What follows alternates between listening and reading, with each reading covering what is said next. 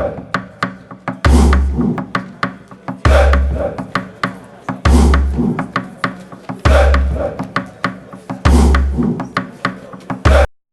up, African family, and welcome back to another video of African history, culture, and worldview.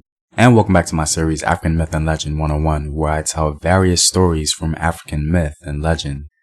Today, we're going to tell the Ugandan myth of Ruhanga, the creator god. And as always, don't forget to support the home team on patreon.com and go to Afrographics.com, a website where you can get helpful illustrative infographics on African history. Links to Patreon and Afrographics are in the description box below, so sit back, relax, and enjoy. In the beginning, there was Ruhanga, the creator, and his brother, Nkaya. Nkaya complained that it was dull, and Ruhanga had done nothing of what he promised. So Ruhanga separated heaven and earth. Then he made the sun from a stone. When Nkaya was frightened by the sun's brightness and feared burning, Ruhanga made the clouds to cover the sun. Then he made the moon to lighten the darkness, and the two of them lived on earth. Earth and heaven were close in those days. Heaven was held up by a tree, a pole, and an iron bar. Nkaya complained to his brother that the sun was too hot, and so Ruhanga made plants and trees for shade. Then Ruhanga went up to heaven to see how things were.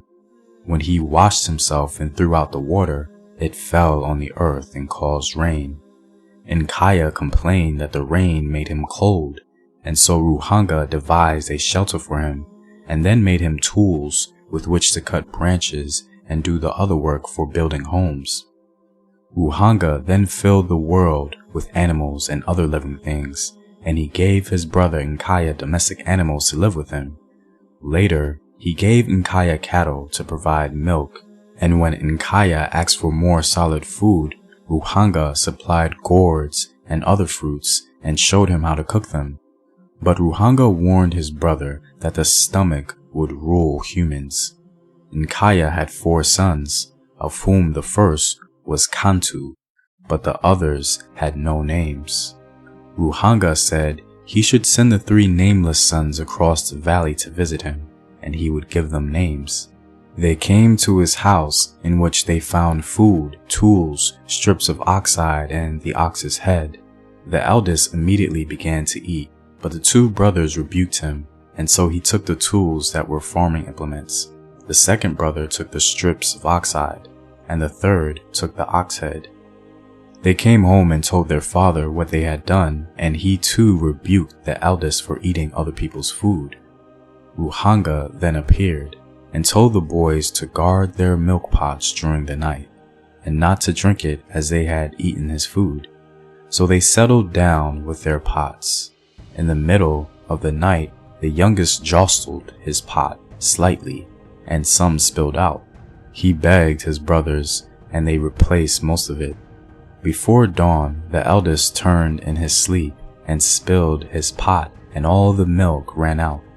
Although he entreated his brothers, they refused to help him, because he would need too much milk.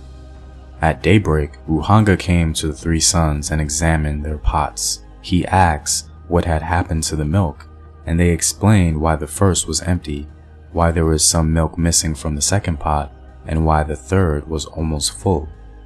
And then Ruhanga told Nkaya that he had found names for the 3 boys.